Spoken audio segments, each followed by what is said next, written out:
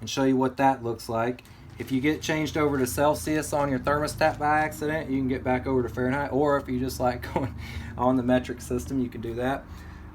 This is your floor plan. This is screen settings, which you just can change the brightness and color and everything there.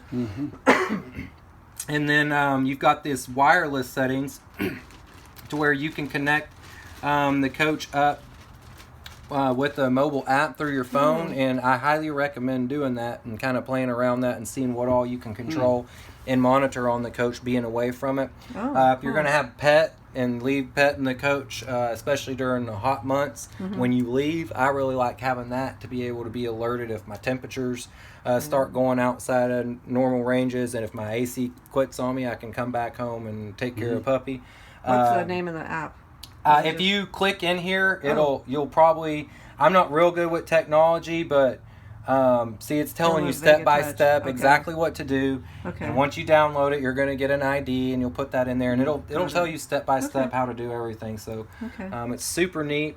It looks like the switches up on the driver and passenger seat now that controls those slides are actually wireless. And I didn't realize that until I just now started looking in here. If they ever failed to work on you, you should be able to come in here and go through this pairing, and it'll tell you exactly what to do. It'll probably be just pressing both of the switches at the same time while you're in pairing mode. So that's neat to know. And this is stuff that would get you out of kind of a very rare situation, you know. Not probably ever going to happen, but nice to have if you need it. Back into this page, this diagnostics button, other than the screen brightness slider, is the only thing I haven't gone over really. If you click into that, there's a bunch of information. I don't expect this to be useful to a owner of the RV, but if you're on the phone with me and just whatever issue you're describing, it may help me to ask you to come in the coach and read this monitor and tell me what fault you have and exactly what it's saying in any one of these pages. You won't have to know how to do that. I'll walk you through that step by step. Right. All right, so we've already seen the settings page, the slides page. We've got fans page, and that again will control our ceiling fan back here. You can put that fan in reverse if you want. You can twist the blades to put a little more or less pitch on them if you want.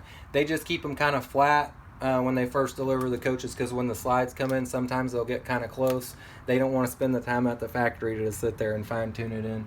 But also, if you want a quieter fan, don't put and you don't want as much air moving, don't put as much pitch on them. But you can always play with it. You can put it one way and then put it back the other. These two switches are going to run your fans in the mid bathroom and the galley. You can always also run both of those fans on the switches that are outside of the Spider controller. So there's a switch panel right there for that one, and there's a switch panel in the bathroom for the bathroom fan. But notice, like, turning the fan itself on doesn't actually do anything until you open a lid.